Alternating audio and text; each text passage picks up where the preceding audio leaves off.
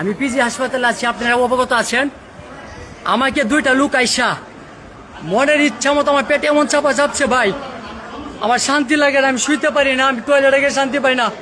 আমার দাঁত থেকে মুখ থেকে দেখেন কি পরিমাণ রক্ত, আমার অবস্থাটা কি করছে দেখেন আপনারা। এই লোকগুলা যায় না জানো, এই আপনারা আসেন, আপনারা আমার ট্রিটমেন্ট করে তারপর যাবেন। এই ওরা যায় কেন?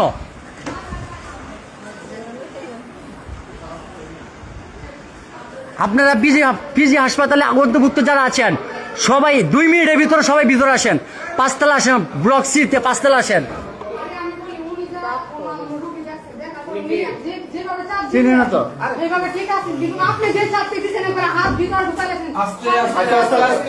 আপনারা আমার সাথে কথা বলেন। তুমি সাইদ না সাইদ? জি।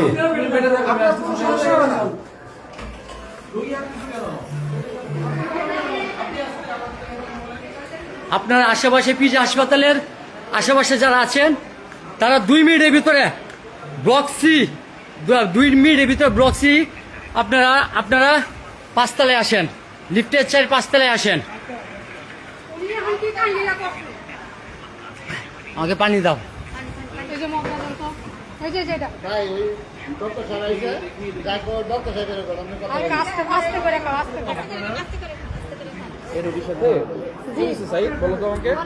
আমি স্যার শুয়ে রয়েছি, ওনারা বলতেছে তোমার কি সমস্যা, আমি বলছি আমার পেটের সমস্যা।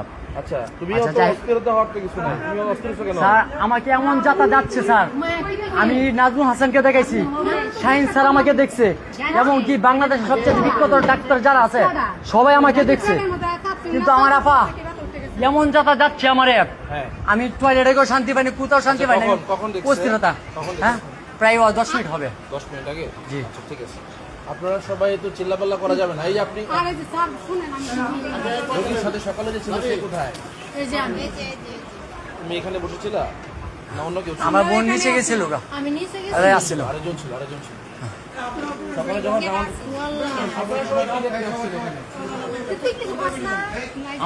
আমার মোবাইলটাই না, আমার মোবাইলটা না ক্যামেরাটাই না, আমার মুখ থেকে হয়তো রক্ত বাড়ছে, জবরদস্তি করছে।